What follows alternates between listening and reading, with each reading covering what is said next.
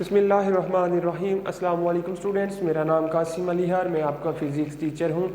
बेटा हम first year physics का चैप्टर नंबर 8 उसको सॉल्व करते आ रहे थे, उसके टॉपिक्स को पढ़ते आ रहे थे अभी तक, और अपनी प्रीवियस वीडियो तक हमने speed of sound in air उस टॉपिक को ख़त्म किया था। और अभी उससे ऑनवर्ड हम जो पढ़ने जा रहे हैं, हमारे पास टॉपिक वो आ रहा है। टॉपिक है हमारे पास affect on speed of sound in air, के स्पीड ऑफ साउंड के ऊपर हवा में क्या अफेक्ट हो सकते हैं। आज हम उनको डिस्कस करेंगे कि जो स्पीड ऑफ साउंड है हवा के अंदर, उसके ऊपर क्या क्या असरात मुरतब होते हैं, क्या क्या चीज़ें उसको अफेक्ट करती हैं। इन सब की डिटेल आज हम अपनी इस वाली वीडियो के अंदर पढ़ेंगे, ठीक है। और मुझे उम्मीद है कि आपको समझ भी आएगी। तो चलते हैं स्टूडेंट अपने टॉपिक की तरफ। तो सबसे पहले जो इफेक्ट आपके पास आता है इफेक्ट ऑफ प्रेशर, ठीक है। बाकी अगर हम फैक्टर की बात करें, सारे फैक्टर की, तो कौन कौन सा फैक्टर आपके पास है जो स्पीड ऑफ साउंड को अफेक्ट करता है। नंबर 1 एक तो आपके पास आता है द फैक्टर्स, आज मैं लिख देता हूं, the factors are factors affect the sound, affect the speed of sound, ठीक है। वो 3 फैक्टर हैं हवा के अंदर। कौन कौन सा फैक्टर हो सकता है? अफेक्ट ऑफ प्रेशर, पहला फैक्टर आप कह लें अफेक्ट ऑफ प्रेशर, दूसरा affect of density, affect of density, ठीक है student. Third one affect of temperature, affect of temperature. ये 3 फैक्टर्स हैं जो स्पीड ऑफ साउंड को हवा के अंदर अफेक्ट करते हैं। नंबर 1 पहले नंबर पर affect of pressure, number 2 affect of density, number 3 affect of temperature, ठीक है। ये 3 फैक्टर्स हैं जो स्पीड ऑफ साउंड को हवा में अफेक्ट करते हैं। तो चलते हैं अपने पहले इफेक्ट की तरफ, अफेक्ट ऑफ डेंसिटी, ठीक है। Number 1 affect of density.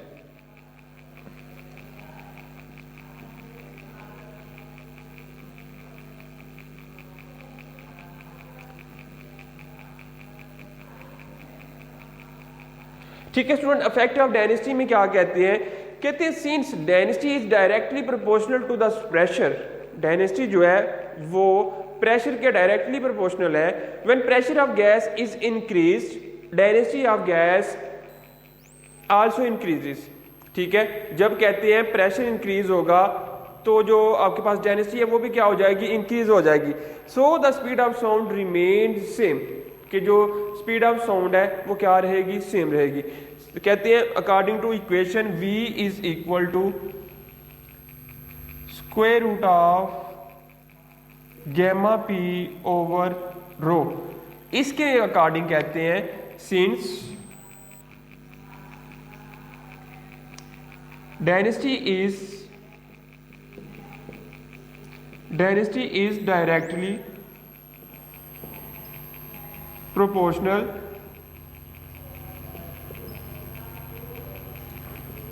density is directly proportional to pressure. So if pressure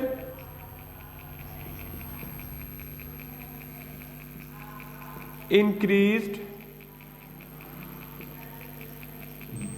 then density also increases, density also increases, and the speed of sound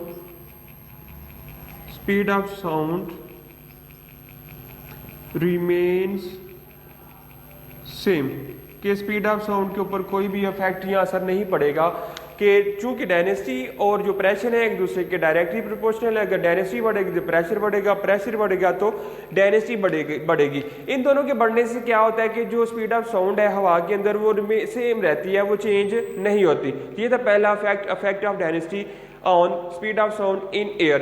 दूसरा पहला था अफेक्ट ऑफ प्रेशर, ठीक है, sorry pressure था ये वाला, affect of pressure.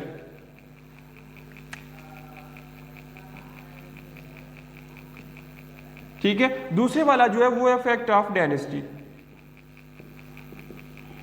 effect of density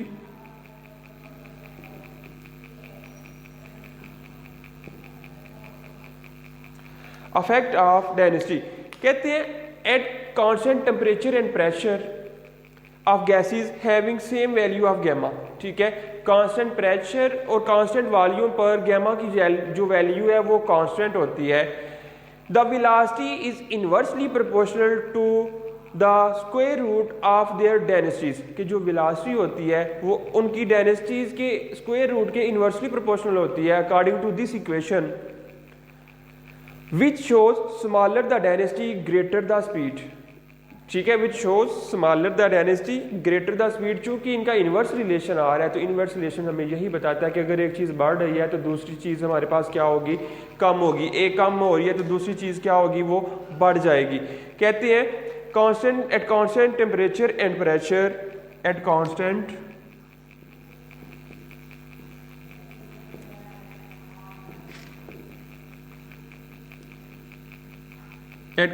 temperature and pressure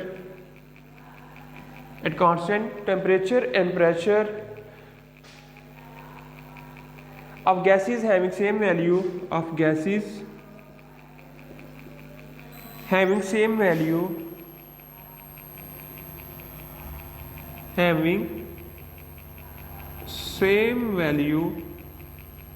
of gamma। ठीक है, कहते हैं velocity is inversely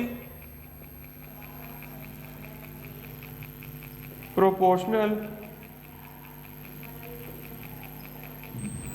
to the square root of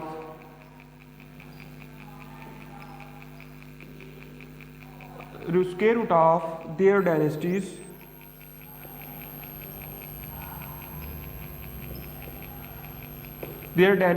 ठीक है। if velocity increases density decreases, if velocity decreases density increases, और अगर इसको वाइस वर्सा ले density decreases velocity increases। ठीक है, तो हम कह सकते हैं v इज इक्वल टू, ये फार्मूला ये रिलेशन हमने ऊपर भी लिखा, दोबारा लिख रहा हूं, v is equal to square root of gamma P divided by rho. ठीक है, v और रो का आपस में एक दूसरे के साथ इनवर्स रिलेशन आ रहा है, तो इनवर्स रिलेशन यही शो करता है कि अगर डेंसिटी कम होगी तो वेलोसिटी ज़्यादा होगी। ठीक है स्टूडेंट, अब अगर देखें इसको प्रूव करना चाहें तो हम कह सकते हैं v is equal to gamma p into 1 over square root of rho. ठीक है, कहते हैं गैमा पी जो आपके पास आ रहा है वो क्या चीज़ है, कांस्टेंट है। v is equal to constant, v is equal to constant into 1 over square root of density. तो आप कह सकते हैं v जो है वो डायरेक्टली प्रोपोर्शनल है, इनवर्सली प्रोपोर्शनल है स्क्वायर रूट ऑफ डेंसिटी के। ये आपने प्रूव करना था अकॉर्डिंग टू डेफिनेशन या अकॉर्डिंग टू स्टेटमेंट। कहते हैं speed of sound in hydrogen is 4 times to its speed in oxygen, के जो स्पीड ऑफ साउंड हाइड्रोजन के अंदर होती है ऑक्सीजन के अंदर 4 टाइम्स होती है। ठीक है, 4 times to its speed in oxygen, oxygen के मुकाबले में हाइड्रोजन में 4 टाइम्स ज़्यादा होती है। Because density of oxygen is 16 times as that of hydrogen, के जो ऑक्सीजन की डेंसिटी है वो 16 टाइम्स होती है हाइड्रोजन के मुकाबले में। इस वजह से जो हाइड्रोजन में स्पीड ऑफ साउंड है वो ऑक्सीजन के मुकाबले में 4 टाइम्स ग्रेटर होती है। ये था आपके पास दोनों effect of pressure, effect of density. और थर्ड वाला जो आपके पास आ रहा है most important effect according to long question and board paper point of view के हवाले से बहुत अहम है, effect of temperature, effect of temperature.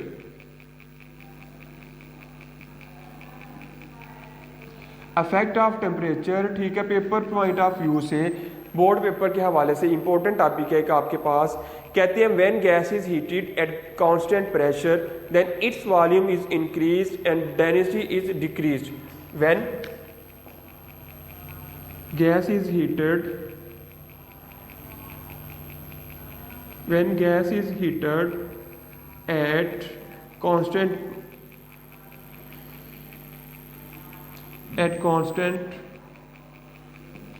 pressure, ठीक है, constant pressure at constant pressure, constant pressure के ऊपर जब आप गैस को हीट करें क्या होता है, देन वॉल्यूम इज इंक्रीज्ड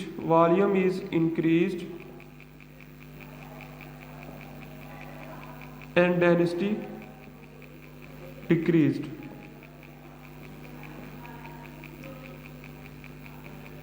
ठीक है, जब किसी गैस को कांस्टेंट प्रेशर के ऊपर हीटअप किया जाता है, हीटअप करने से स्टूडेंट्स क्या होता है कि जो गैस का वॉल्यूम है वो इंक्रीज हो जाता है और उसकी जो डेंसिटी होती है वो डिक्रीज हो जाती है। ठीक है, वॉल्यूम इंक्रीज और जो डेंसिटी होती है, डेंसिटी आपके पास वो डिक्रीज हो जाती है। कहते हैं अकॉर्डिंग टू सेम फार्मूला, फिर से फार्मूला आपके पास लिखा हुआ है V is equal to square root of gamma P over rho. ठीक है, ये फार्मूला। अब कहते हैं if the speed of sound is increased with the rise in temperature, कहते हैं कि जो स्पीड ऑफ साउंड है वो टेम्परेचर के बढ़ने से क्या होती है, इंक्रीज करती है। Speed of sound is increased with rise in temperature, speed of sound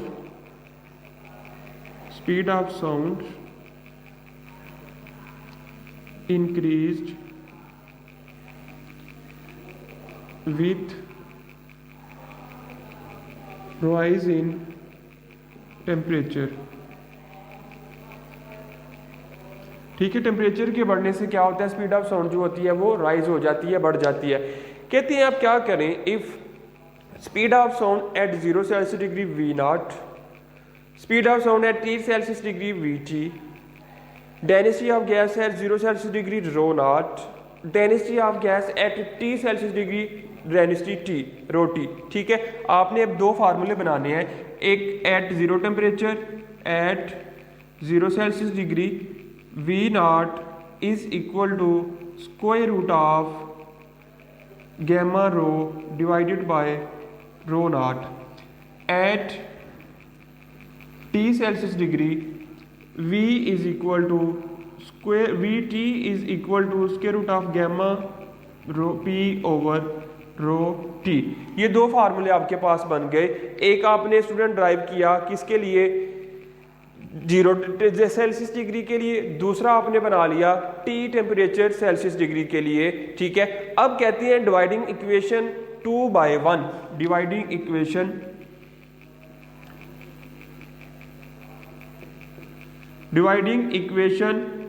2/1।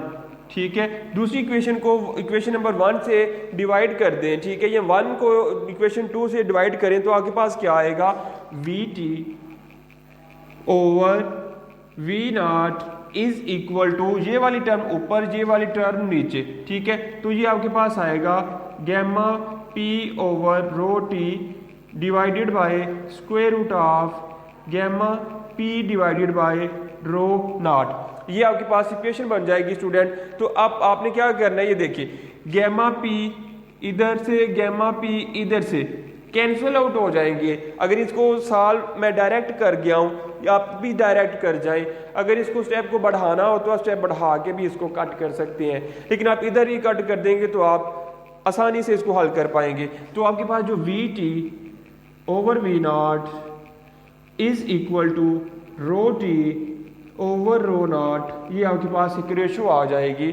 ठीक है, जिसको आपने क्या लेना, सॉरी इधर जो आप उसको रेसिप्रोकल लेंगे तो रो T आपके पास आएगा, रो नॉट ऊपर और रो नॉट नीचे आएगा रेसिप्रोकल लेकर।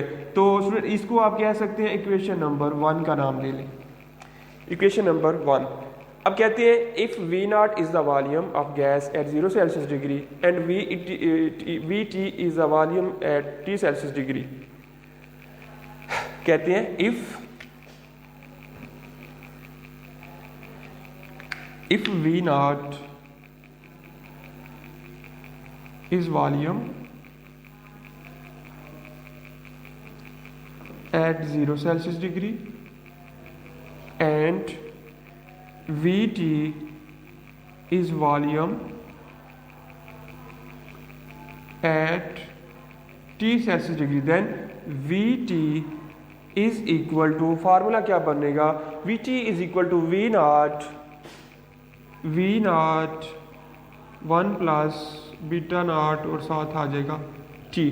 We T is equal to V naught 1 plus beta T, ठीक है, 1 प्लस बीटा टी आपके पास एक फार्मूला बन जाएगा। अब कहते हैं where beta is coefficient of volume expansion, beta is constant of, beta is आपके पास आ रहा है coefficient of volume expansion, beta is coefficient of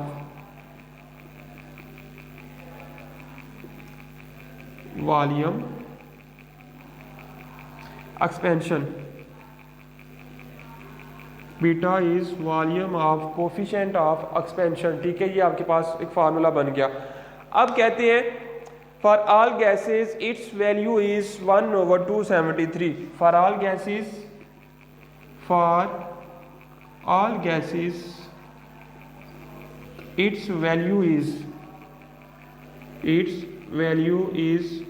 1/273, कि जितनी भी आप गैसेस की बात करें, तो जितनी भी गैसेस की बात करें आप, सब गैसेस के लिए जो बीटा की वैल्यू है स्टूडेंट्स वो सेम रहती है, and which is the value of beta, that is 1/273। अब आपने क्या करना है कि इस इक्वेशन में बीटा की जगह ये वैल्यू पुट करें तो आपके पास क्या आएगा, V T is equal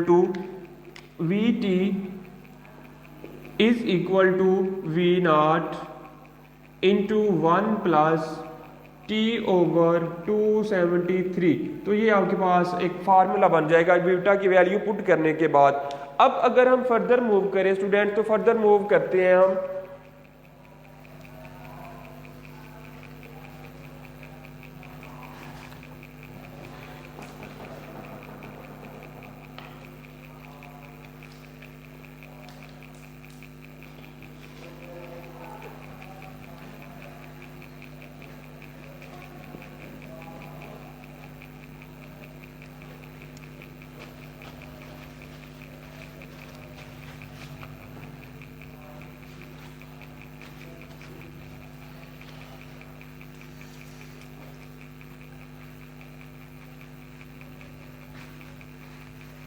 beta की वैल्यू पुट करने के बाद आपका जो फार्मूला बना है आपके पास वो हमने लिख लिया, ठीक है, जो कि था वी टी का फार्मूला। नेक्स्ट कहते हैं V naught is equal to M over rho naught and V T is equal to rho over rho naught, V T is equal to M over rho T according to डेनिसिस formula, ठीक है।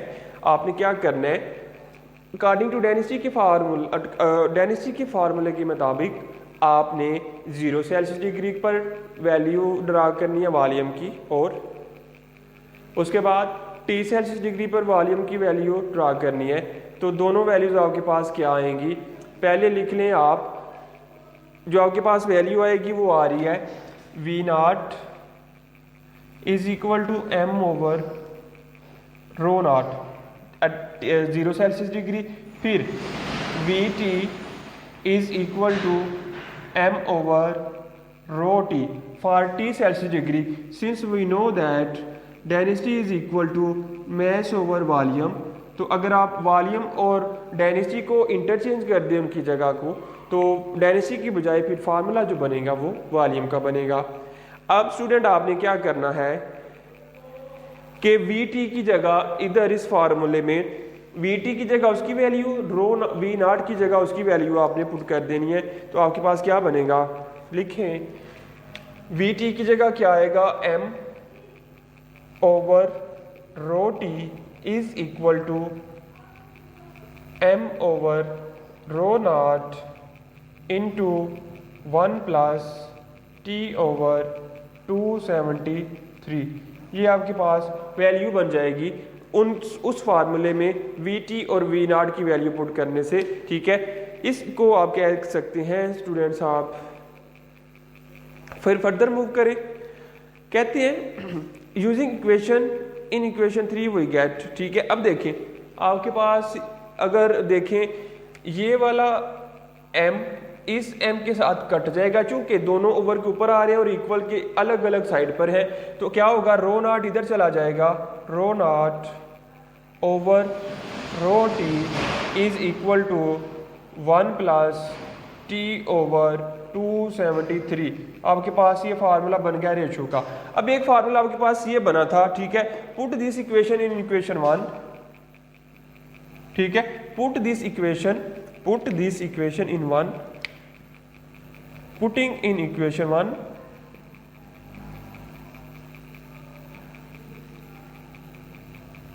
Putting in equation 1 rho naught over rho T की जगह आप क्या put करेंगे, ये वाली वैल्यू, यानी V T over V naught is equal to, ये वैल्यू आ जाएगी 1 प्लस टी ओवर 273, ठीक है, आपके पास ये वाली वैल्यू आ जाएगी। अब स्टूडेंट कहते हैं कि जो V T over V naught है, ठीक है, वो बराबर होते हैं T 0 Celsius degree plus 273 over 0 Celsius degree 273। आपने क्या करना है, ठीक है, अब इसको थोड़ा सा हल करें, रीअरेंज करें, V T as it is, अगर हम इसका ले एलसीएम तो स्टूडेंट क्या आएगा, 273 plus T divided by 273 plus अगर हम 0 कर लें, ठीक है, ये भी सेल्सियस डिग्री और ये भी सेल्सियस डिग्री, तो आपके पास ये वैल्यू आ रही है। तो स्टूडेंट्स ये जो वैल्यू आपके पास आती है, ठीक है, ये आपके पास जो वैल्यू आ रही थी ये स्क्वायर रूट में थी, ये वैल्यू मैंने इधर नहीं डाला हुआ, ये स्क्वायर रूट में थी वैल्यू, आपके पास इधर भी आ जाएगा स्क्वायर रूट, इधर भी क्या आ गया, स्क्वायर रूट, ठीक है। तो कहते हैं कि ये जो टेम्परेचर है 273 प्लस टी सेल्सियस डिग्री आपके पास इक्वल होता है टी के, ये वैल्यू आपके पास इक्वल होती है टी नॉट की। तो आपने क्या करना है, इसकी जगह टी पुट कर देना है और इसकी जगह टी नॉट पुट कर देना है। तो V T over V naught is equal to T over T naught का स्क्वायर रूट, ये आपके पास फार्मूला बन जाएगा, ठीक है। Where 273 plus T naught is equal to, ये मैंने आपको बता दिया है। अब कहते हैं speed, the speed of sound varies directly as the square root of absolute temperatures, speed of sound varies directly as the square root of absolute temperature, the speed of sound, the speed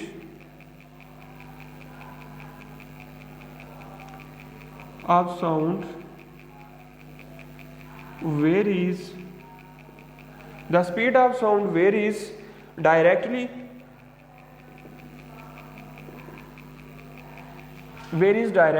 as the square root of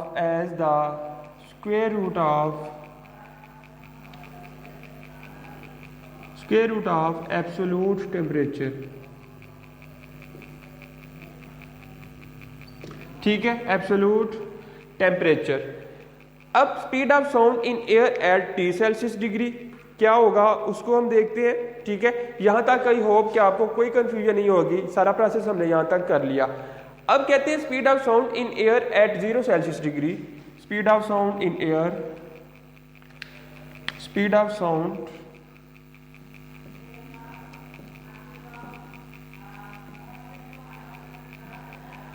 eight T Celsius degree, T Celsius degree पर क्या आएगी, कहते हैं V T over V naught is equal to V T over V naught is equal to square root of 1 plus T over 273। अब अगर इसको power की form में लिखें, V naught is equal to 1 plus T over 273, इसकी square root की power आ जाएगी students 1 over 2, ठीक है। इसको सॉल्व करना पड़ेगा सही तरह से। तो कहते हैं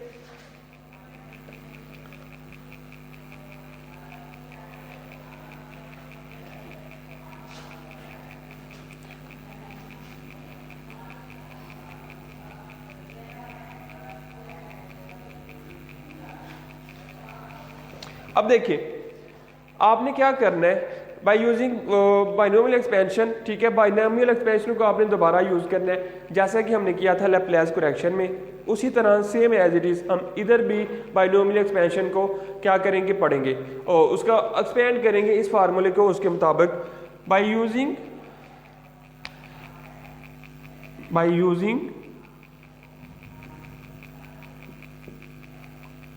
बाइनोमियल एक्सपेंशन, ठीक है। वो क्या थी आपके पास स्टूडेंट, आपके पास आएगा V T over V naught is equal to पहला one as it is plus N X आएगा, तो एन आपके पास 2, एक्स आपके पास आ रहा है टी ओवर 273, ठीक है। फिर आपके पास क्या आएगा प्लस सो ऑन, क्योंकि हमें जो फर्दर वैल्यूज़ हैं वो हमें नहीं चाहिए, तो आपके पास सिर्फ इतनी वैल्यू आ जाएगी। अब V T is equal to V naught plus V naught over 546 T, ठीक है स्टूडेंट। अगर हम थोड़ा सा इसको बुक वालों ने शार्ट किया हुआ है, मैं एक्सपेंड करूं, V T is equal to V naught आ जाएगा 1 प्लस 1 को मल्टीप्लाई करें टी के साथ तो टी, इन दोनों को मल्टीप्लाई करें तो 546, ये आपके पास वैल्यू आ गई। अब वी नॉट को अंदर मल्टीप्लाई करें तो आएगा V T is equal to V naught plus V naught over 546 into T, ये आपके पास वैल्यू बन जाएगी, ठीक है। अब कहते हैं कि अगर वी नॉट की वैल्यू जो हमने लैप्लेस करेक्शन में या जो speed of sound in air की जो एक्चुअल वैल्यू थी वो पुट करें, कहते हैं if V naught is equal to 332 metre per second, ये वैल्यू अगर आप पुट करें इसके अंदर तो आपके पास क्या आएगा, V T is equal to V naught plus 332 divided by 546 और साथ आ जाएगा टी, ठीक है। अब 332 को 540 पे डिवाइड करें तो स्टूडेंट आपके पास आंसर आएगा 0.61। V T is equal to V naught plus 0.16 या 61 0.61 टी, ये आपके पास एक रिलेशन आता है और ये मोस्ट इंपॉर्टेंट रिलेशन है according to paper point of view से। पेपर में सवाल पूछा जाना है कि ड्रॉ द रिलेशन या prove the relation V T is equal to 0.61 T, ठीक है। ये आपने इस इक्वेशन को प्रूव करने के लिए ये जो इफेक्ट ऑफ टेम्परेचर है सारे का सारा कैलकुलेट करना है, सारे की सारी कैलकुलेशन परफॉर्म करवाएंगे इफेक्ट ऑफ टेम्परेचर वाली, तब जाके आपके पास ये जो एक्सप्रेशन है ड्रा हो पाएगा, ठीक है स्टूडेंट। इसको आपने अच्छी तरह से प्रिपेयर करना है कि सिर्फ इसी इक्वेशन से आपको क्वेश्चन भी पूछा जा सकता है, इफेक्ट ऑफ टेम्परेचर में भी बोले या ना बोले, सिर्फ ये इक्वेशन आपको बता सकते हैं। कहते हैं this equation show that with 1 degree Celsius rise in temperature the speed of sound is increase by approximately equal to 0.61 metre per second और 0.61 सेंटीमीटर पर सेकेंड। कहते हैं कि अगर आप टेम्परेचर में 1 सेल्सियस डिग्री राइज का टेम्परेचर करते हैं, 1 सेल्सियस डिग्री टेम्परेचर का राइज करते हैं तो आपके पास स्पीड ऑफ साउंड जो बढ़ेगी वो बढ़ेगी 0.61 मीटर पर सेकेंड, ठीक है। ये भी एज एमसीक्यूज भी याद रखना है कि जब हम 1 सेल्सियस डिग्री टेम्परेचर बढ़ाते हैं तो स्पीड ऑफ साउंड जो होती है वो कितनी बढ़ती है, कितनी इंक्रीज होती है, तो आपने याद रखना है ये वाली वैल्यू 0.61 मीटर पर सेकेंड। तो स्टूडेंट्स ये था हमारे पास टॉपिक, इंपॉर्टेंट टॉपिक था, ठीक है। Effect on speed of sound in air, के स्पीड ऑफ साउंड के जो हवा में इफेक्ट थे उसके क्या क्या थे उनको पढ़ा। इफेक्ट ऑफ डेंसिटी था, इफेक्ट ऑफ प्रेशर था, इफेक्ट ऑफ टेम्परेचर था, और जो इफेक्ट ऑफ टेम्परेचर था वो मोस्ट इंपॉर्टेंट टॉपिक है अकॉर्डिंग टू फाइनल या board paper point of view से। तो आपने इसको अच्छी तरह से प्रिपेयर करना है और आई होप स्टूडेंट्स कि आपको इसकी समझ भी आई होगी। तो मिलते हैं हम अपनी नेक्स्ट वाली वीडियो में नेक्स्ट टॉपिक के साथ, तब तक के लिए मुझे इजाज़त दीजिएगा। अल्लाह हाफिज़। वीडियो पसंद आई तो लाइक करें, अपनी राय कमेंट करें। ऐसे ही मजीद वीडियोस के लिए हमारा चैनल सब्सक्राइब करें और बेल का आइकन दबाएं ताकि आपको हर वीडियो का नोटिफिकेशन मिलता रहे।